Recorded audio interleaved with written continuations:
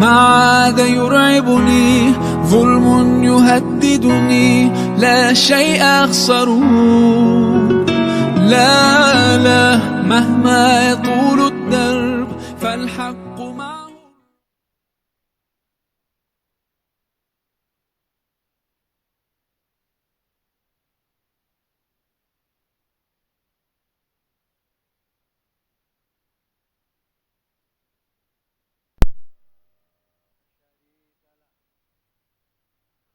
وأشهد أن محمدًا عبده ورسوله. اللهم صل على محمد خاتم الأنبياء والمرسلين وعلى آله وأصحابه أجمعين. أما بعد. سبحانك لا علم لنا إلا ما علمتنا innaka antal alimul hakim. Ma'asyiral muslimin jamaah salat maghrib rahimakumullah.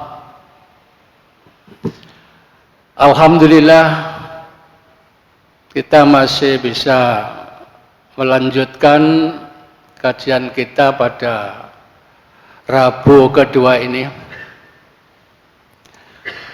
Mudah-mudahan kita semuanya masih tetap dalam keadaan sehat dan juga dalam keadaan iman. Jamaah rahimakumullah. Pada bagian pertama kemarin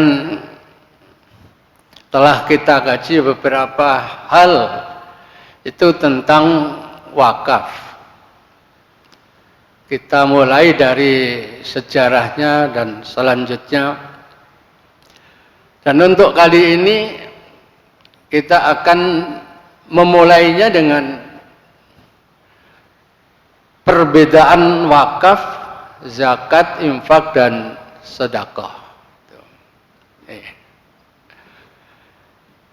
Sesungguhnya pada dasarnya wakaf, zakat, infak, dan sedekah itu sama ya. Karena apa? Sama-sama merupakan suatu pemberian. Jadi wakaf juga pemberian, sedekah pemberian, infak juga pemberian. Bahkan zakat pun juga pemberian. Tabarruk, ya, istilah Arabnya tabarruk. Pemberian yang mengharapkan pahala dari Allah. Jadi kita memberi dengan harapan mudah-mudahan Allah memberi pahala. Ini. Jadi kalau tidak ada harapan pahala itu mungkin ya malas orang untuk melakukannya itu. Makanya di sini disebutkan untuk mengharapkan pahala dari ridha Allah. Ya. Sekalipun kita sering mendengar bahwa nek ngamal gak usah harap-harap pahala kan gitu. Yang penting golek ridhane Allah kan. Ya pahala ya ridhane Allah kan gitu ya. Gak oleh pahala terus piye ngoten. Ya oleh ridhane Allah ya oleh pahala. Ini. Nah, di sini ada perbedaannya. Perbedaan yang pertama dari sisi hukum.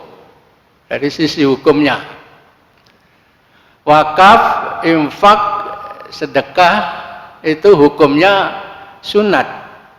Ya. Hukumnya sunat, terus dalam hal jumlah, dalam hal waktu, dan penerimaannya tidak ditentukan.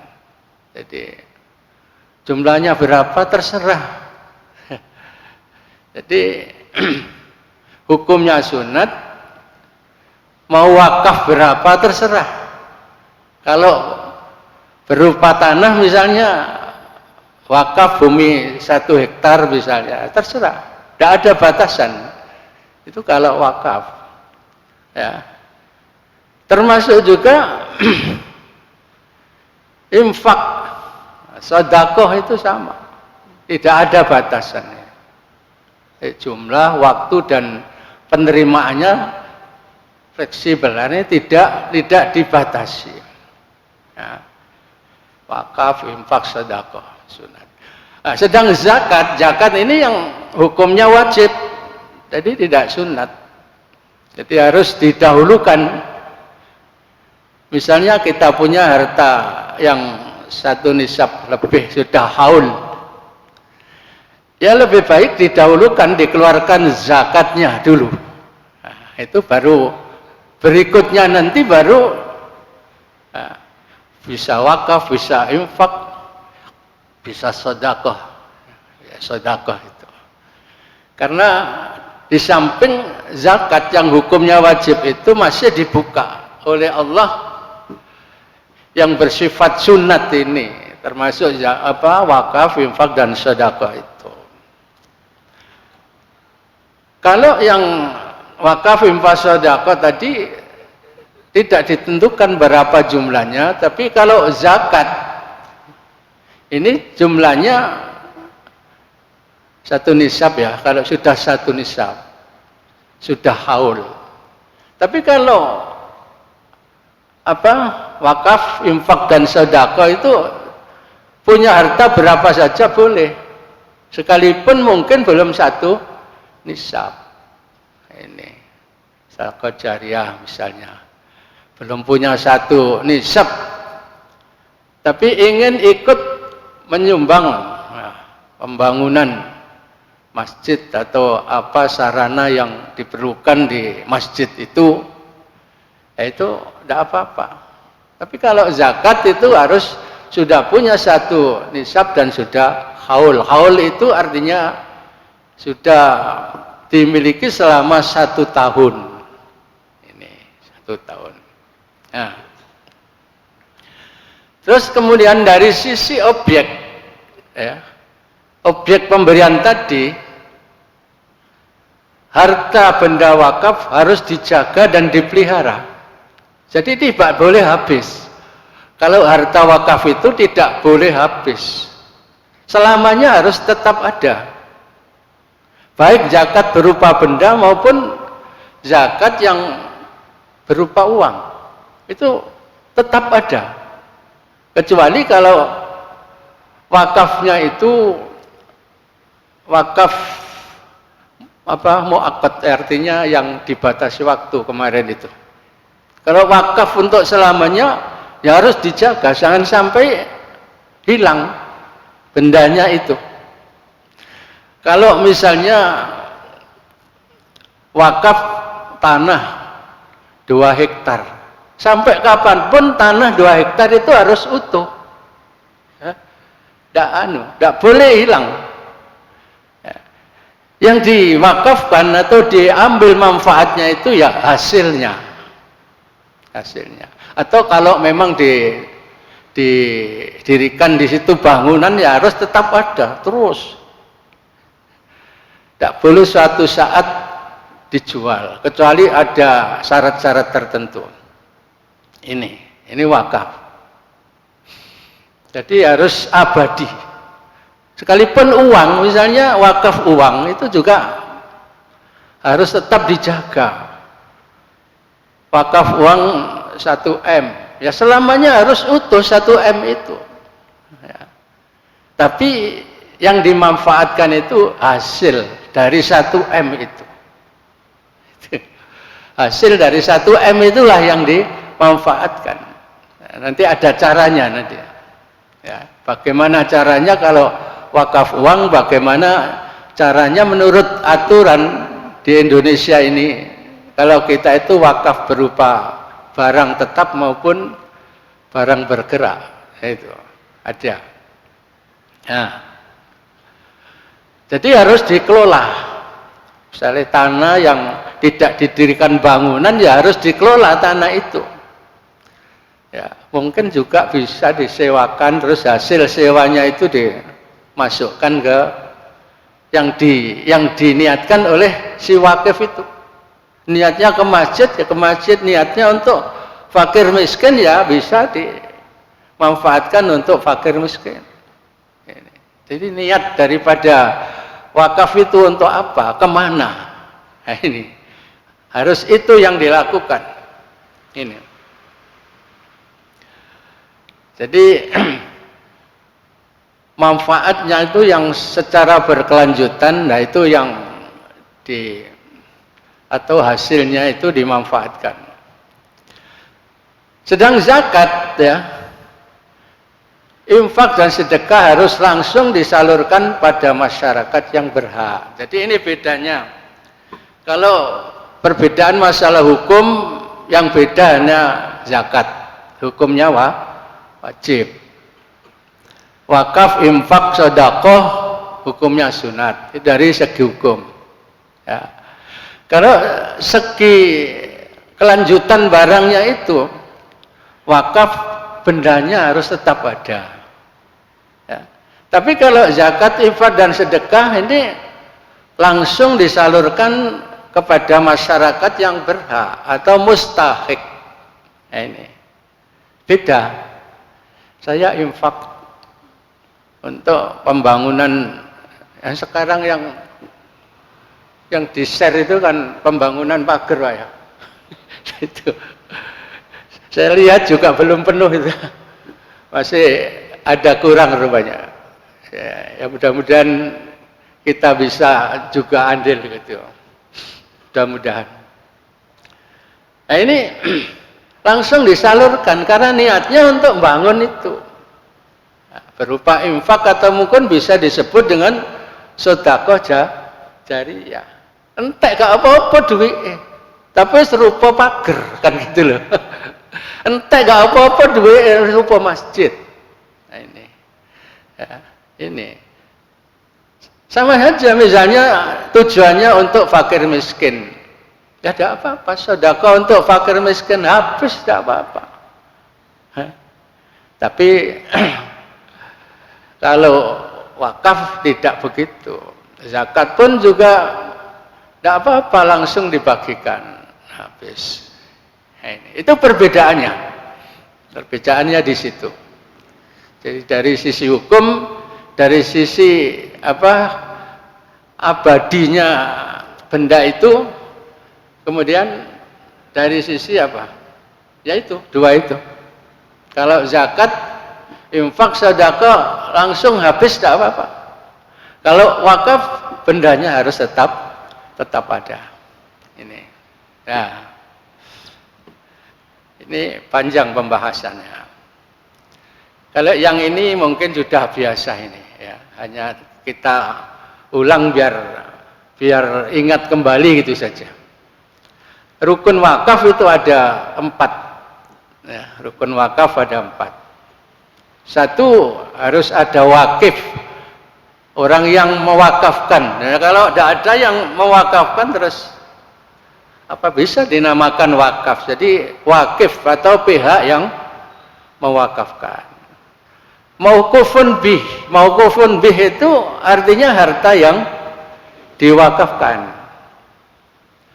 Mauquf alaih itu penerima manfaat wakaf. Wakafnya ke masjid.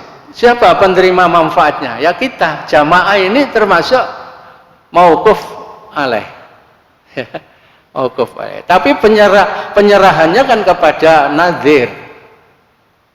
Tapi kita termasuk mauquf alaih karena yang ikut memanfaatkan masjid ini, masya Allah.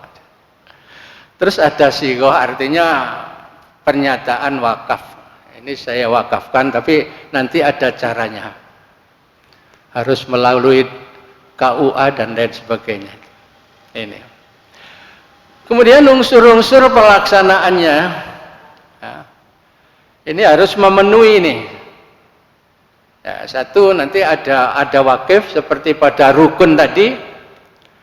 Kemudian ada nazir. Kalau dalam pelaksanaan ini tentu harus ada nazir. Orang yang ditunjuk untuk memelihara wakaf itu tadi. Itu namanya nazir.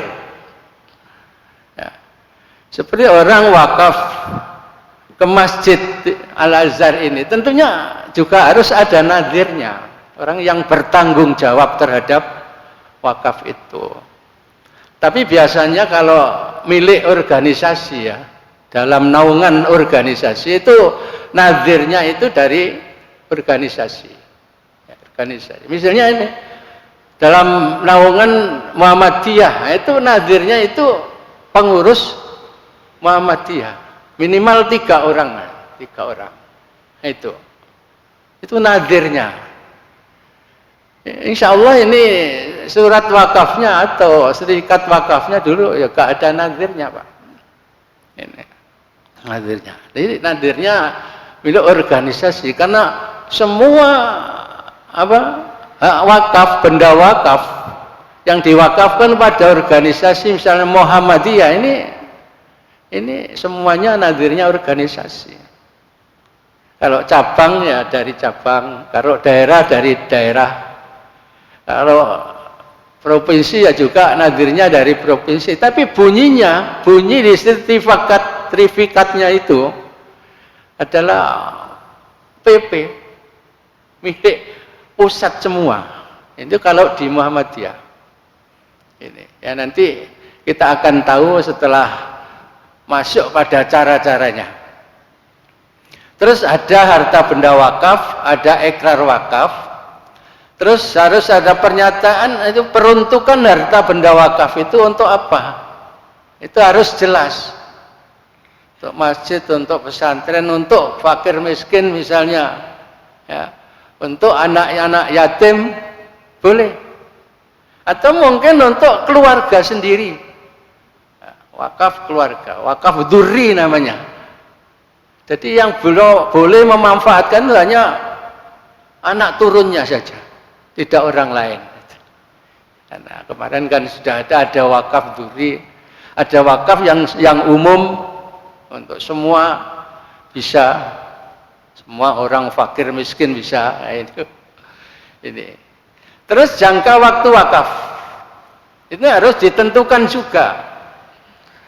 Wakaf selamanya atau wakaf dalam waktu terbatas. Kan boleh selanjutnya kan boleh selamanya dan boleh juga dalam waktu terbatas. Wis tak wakafno 10 tahun saja misalnya. Tak wakafkan 20 tahun saja misalnya. Itu yang gampang itu wakaf dalam batas waktu itu yang gampang itu wakaf uang ya. Wakaf uang itu gampang. Nanti setelah jangka waktu habis, maka uang ditarik kembali. Itu bisa Pak. Ya, nanti caranya itu lewat bank. Ya, di sini di Indonesia ini nanti lewat bank syariah. Jadi akan dikelola secara syariah dan hasilnya itulah yang diwakafkan apa ke masjid apa kemana. Ya, ini. Di bank syariah. Nah.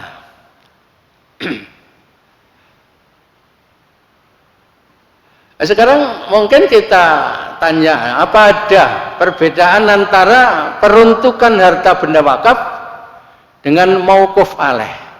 Ya, tadi sudah saya sampaikan bahwa mauquf alaih itu adalah pihak yang ditunjuk memperoleh manfaat, termasuk kita jamaah masjid ini termasuk mauquf alaih ya, yang ditunjuk sebagai peruntukan harta benda wakaf sesuai dengan pernyataan wakif itu. Ini sesuai dengan PP 42 2006 ya. Adapun mengenai peruntukan ya, mengenai peruntukan ini pemanfaatan harta benda wakaf untuk fasilitas tertentu. Nah, ini niatnya wakaf ke Masjid Al-Azhar. Nah, ini namanya fasilitas tertentu.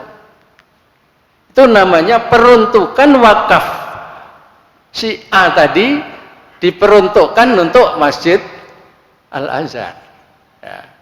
Tapi mauquf alaihnya yang merasakan manfaat atau menggunakan kemanfaatan dari masjid itu adalah jamaahnya ini. Jadi bedanya hanya di situ. Kalau peruntukannya kepada masjidnya, kalau pemanfaatannya kepada jamaahnya. Jadi yang disebut mauquf alaih di sini adalah jamaahnya ini. Jamaahnya ini, ya, gitu. Nah, ini ada contoh, Pak. Namanya Haji Ahmad Wardi. Di sini tidak ada namanya Haji Ahmad Wardi, Pak, ya. Ini orang saya Serang sana, Serang. Ya. Mewakafkan tanahnya untuk pembangunan rumah sakit. Dia itu disebut sebagai peruntukan harta benda wakaf. Jadi dia mengatakan ini untuk rumah sakit. Ini namanya peruntukan wakaf itu untuk rumah sakit. Ya, gitu. Sedang masyarakat du'afa yang berobat di rumah sakit tersebut disebut mauquf alaih. Orangnya yang berobat ke situ disebut mauquf alaih karena dia yang menggunakan manfaat dari rumah sakit itu. Ini. Jadi peruntukannya pada rumah sakit, tapi mauquf alaihnya yang menggunakan manfaatnya itu adalah orang-orang yang berobat itu. Jadi dia disebut mauquf alaih. Jadi ini untuk memperjelas saja. Kemudian hukum atau landasan wakaf itu sebenarnya hampir sama saja, Bapak, dengan infak, sedekah, zakat. Itu hampir sama. Dasar-dasarnya juga sama. Dalam Al-Qur'annya sama. Dalam hadisnya juga sama. Cuma caranya yang berbeda ini. Kalau dalam infak, sedekah dan infak itu seperti dalam surat Ali Imran ayat 2 ini. Apa itu bunyinya kira-kira? Bapak-bapak tahu itu? Bunyi Arabnya gimana itu? Lan tanalul birra hatta tumfiku mimma tuhibbun wa ma tumfiku min syai'in fa innallaha bihi alim. Allah mengetahui. Itu landasannya lan tanalul birra. Ini.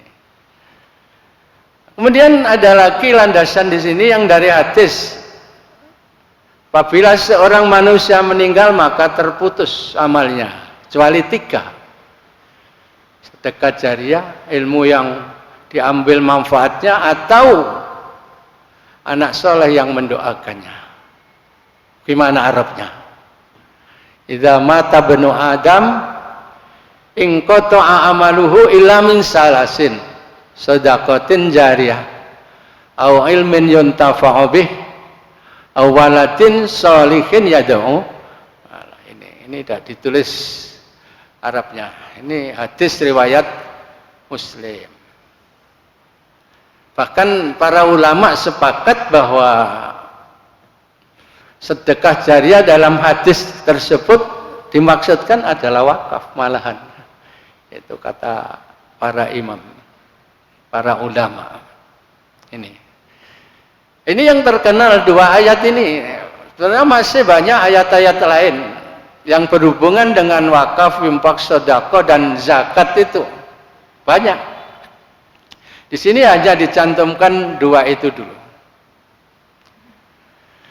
Kemudian macam-macam wakaf itu yang pertama jenis wakaf bisa dilihat dari beberapa aspek. Ya. Kalau dilihat dari aspek penerima manfaatnya, ya, wakaf itu hanya dibagi 3 kategori. Ya. 3 kategori. Ada yang pertama wakaf khairi. Wakaf khairi. Yaitu apa? Wakaf yang manfaatnya diterima oleh masyarakat umum. Ya, misalnya wakaf masjid ini termasuk wakaf khairi, Pak, karena pemanfaatannya secara umum. Siapa saja boleh ikut memanfaatkan. Jadi dikategorikan pada wakaf khairi. Wakaf khairi. Ini. Kemudian termasuk wakaf ghairi itu wakaf produktif yang hasilnya untuk misalnya beasiswa pelajar miskin dan lain-lain. Misalnya wakaf tanah, kebun. Di situ masih produktif, mungkin banyak tanaman-tanaman buah dan lain sebagainya. Lalu hasilnya kan dijual, dapat uang. Ya, hasilnya dapat uang. Nah ini peruntukannya atau pemanfaatnya itu secara umum. Di sini hanya disebutkan misalnya untuk beasiswa pelajar miskin. Berarti kan umum Pak ya. Lain dengan kalau untuk ini loh, anak yatim anaknya si A. Nah, itu namanya khusus. Tapi kalau hanya disebutkan untuk beasiswa pelajar miskin. Nah itu banyak. Anak-anak miskin, anaknya orang miskin itu. Jadi umum. Nah, ini termasuk wakaf ghairi. Ini masih hal-hal yang berhubungan dengan fikihnya ini. Kemudian ada wakaf ahli atau disebut wakaf dzurri. Nah, yaitu wakaf yang manfaatnya hanya diterima oleh keluarga dan anak cucu wakif. Misalnya wakaf rumah yang nanti yang boleh menempati di situ khusus anak cucu dari si wakif, orang lain tidak boleh. Nah, ini rumah ini saya wakifkan, tapi hanya khusus untuk semua keturunan saya misalnya, itu boleh, ya boleh. Nah, ini. Sehingga rumah tadi kan tidak boleh diutik-utik. Ya sudah, hanya nempati saja. Ini kan gitu. Tidak boleh diwaris. Nah, sudah bunyinya bunyi diwakafkan. Kemudian juga termasuk wakaf dzurri itu wakaf produktif. Yang hasilnya hanya untuk anak cucu. Anak cucu dan lain-lain. Wakaf produktif. Punya toko besar. Ya, tidak dibagi tapi bunyinya diwakafkan. Bunyinya diwakafkan untuk selamanya misalnya. Nah, hasilnya itu hanya untuk anak cucu aja, anak cucu aja. Ini namanya wakaf dzurri atau wakaf ahli. Ini zaman panjenengan saya sekolah atau saya kuliah kan ya gampang eling Pak. Soalnya khawatir ke ujian nggak lulus. Nah, ini kan sama saja dengan kita masih sekolah dulu. Nah, kalau di sini kan nggak khawatir nggak lulus Pak, lulus kabeh. Insya Allah dapat pahala semua. Ini, dapat pahala semua. Kita mengkaji hukum-hukum syar'i. Ini perlu. Sehingga hukum-hukum syar'i ya, dalam Islam ini tidak hilang nanti.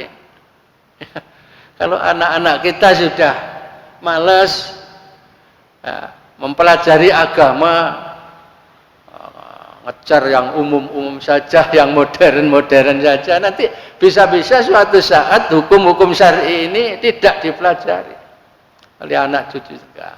Tapi alhamdulillah akhir-akhir ini rupanya perkembangannya baik.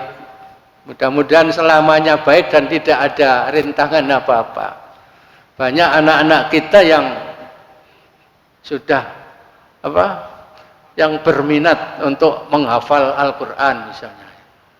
Itu ada sekolah-sekolah tahfidz sudah banyak dipenuhi oleh anak-anak muda. Nah, sekalipun kalau dihitung ya baru berapa persen. Mungkin 5% apa-apa ada apa enggak dari sekian anak-anak remaja itu. Tapi alhamdulillah. Ya.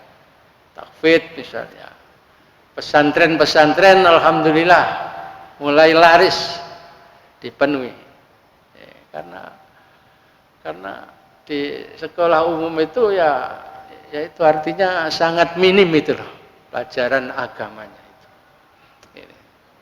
Ya, mudah-mudahan di luar sekolah anak-anak kita itu masih mau menambah ilmu-ilmu syar'i seperti ini. Tapi umumnya yang sregep ke masjid itu ya sebagian besar itu ya seperti kita ini. Artinya 40 ke atas lah. Ya alhamdulillah yang masih umur di bawah 30 kok sudah sregep ke masjid ya. Masya Allah, itu luar biasa itu. Sabun nasa'a fi ibadatil, ada pemuda yang selalu aktif dalam beribadah kepada Allah, sobo masjid. Nah, ini kan termasuk yang nanti dapat naungan di maksar sana itu. Ini ya, mudah-mudahan anak cucu kita nanti masih ada minat untuk mempelajari ilmu-ilmu syar'i seperti ini. Kemudian yang ketiga ada wakaf mustarok. Wakaf mustarok, yaitu wakaf yang manfaatnya diterima oleh keluarga, anak cucu ya, dan masyarakat umum. Jadi campur. Keluarga juga boleh mengambil manfaatnya, anak cucu juga boleh mengambil manfaatnya, dan masyarakat umum juga boleh mengambil manfaatnya. Ini namanya wakaf mustarok.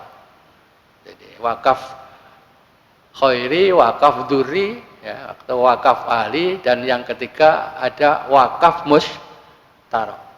Wakaf yang manfaatnya bisa diterima oleh keluarga, anak cucu, atau masyarakat umum. Ini. Misalnya sahabat Umar wakaf berupa kebun di Khaybar. Manfaatnya diterima oleh kerabat beliau dan juga masyarakat boleh menerima. Ini namanya wakaf mustarok. Ini. Maaf agak.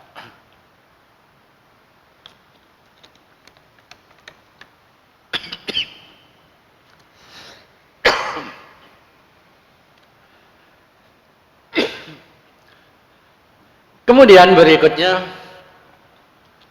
dilihat dari aspek pemanfaatan harta benda wakaf. Ini dibagi dua saja. Ada wakaf mubasyir, ya. Kemudian ada wakaf istismari. Ya. Ya coba, yang mubasyir ini gimana? Harta wakaf yang manfaatnya langsung diterima oleh mauquf alaih. Jadi langsung diterima. Contoh apa? Wakaf tanah. Dimanfaatkan untuk membangun masjid. Membangun masjid. Sudah azan ini? Kok itu? Oh gitu. Ya. Jadi diterima langsung oleh mauquf alaih. Contoh wakaf tanah yang dimanfaatkan untuk membangun masjid. Nah, ini untuk umat Islam langsung menerima manfaat masjid itu. Ini termasuk wakaf mubasyir. Ini. Ya, ini kan dulu wakaf. Ini termasuk wakaf mubasyir karena pemanfaatnya langsung diterima oleh masyarakat, termasuk kita semua ini. Kemudian wakaf istismari itu apa? Nah, itu termasuk wakaf produktif. Ya, wakaf produktif. Kalau masjid kan tidak produktif, Pak ya. Dah menghasilkan apa-apa bangunannya ini. Gak produktif. Ya pancet. Yang produktif yaitu harta benda wakaf yang harus dikelola lebih dulu. Ya, agar menghasilkan manfaat, kemudian baru diberikan mauquf alaih. Tanah dikelola dulu, hasilnya diberikan pada mauquf alaih. Uang, wakaf uang dikelola dulu, ya, sehingga menghasilkan keuntungan. Nah, keuntungannya itu saja yang diberikan pada mauquf alaih untuk dimanfaatkan ya. Terserah. Dimanfaatkan untuk apa terserah. Ini baru. Kemudian dilihat dari aspek peruntukan harta benda wakaf juga dibagi menjadi dua. Ada wakaf am, yaitu wakaf yang peruntukannya untuk umum, tidak ditentukan secara spesifik oleh wakif. Pokoknya kanggo umum lah, wis siapa saja boleh. Kemudian ada wakaf khos, ya. Wakaf yang peruntukannya khusus, ditentukan secara spesifik ya, oleh wakifnya ini. Ini khusus untuk kelompok ini misalnya, atau kelompok sini, atau mungkin untuk perorangan juga bisa. Ini sudah ditentukan. Ini namanya wakaf khos. Khos itu kan khusus. Am itu kan umum. Jadi mauquf alaihnya itu umum. Kalau khos itu khusus. Nah ini. Nah ini baru sampai kepada yang ini.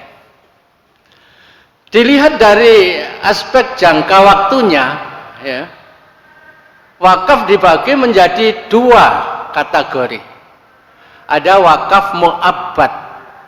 Mu'abbad itu artinya wakaf untuk selamanya.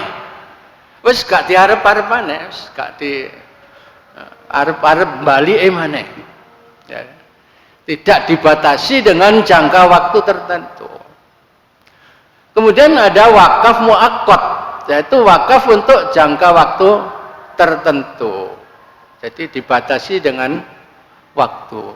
Nah, seperti yang sudah saya singgung-singgung itu.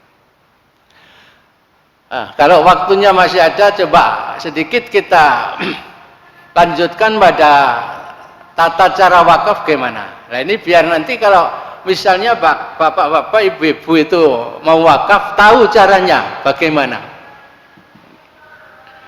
Ini menurut buku petunjuk dari BWI, Badan Wakaf Indonesia. Ini. Nah, tata caranya begini.